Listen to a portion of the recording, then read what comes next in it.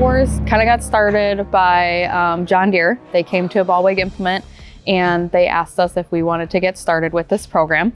The program originally started in the Carolinas and we kind of brought it up here.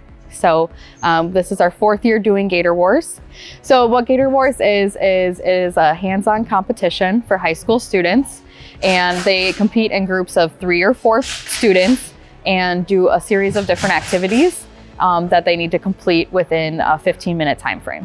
So originally Gator Wars, when we started, we were gonna start in 2020, but with COVID, we had to not do Gator Wars. So it started in 2021 for us. We started with just a couple local schools just to get our feet wet into the program. And once we got started, we expanded to multiple different schools and just kind of grown from there. So we want to continue to grow the amount of students that we have and schools that are involved. Each year we do different stations. So every year it's a little bit different. We like to try to do an electrical station, something with engines or hands-on stuff that way. And then also like a component ID. So you kind of get a variety of what a technician would be using, throughout the time that they're a technician. Our activities change every year just because we have different high school students come in. And we like to just mix it up and give them different opportunities every year. Sometimes we have students that come back. It just depends on what their schedule is at school. And we have had repeated students come back.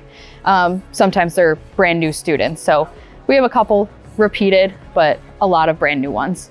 So the experience that the kids have ranges. We have seen kids have little to no experience working on things, and then students that have quite a bit of experience, which is a great way to just see and how they interact and learn.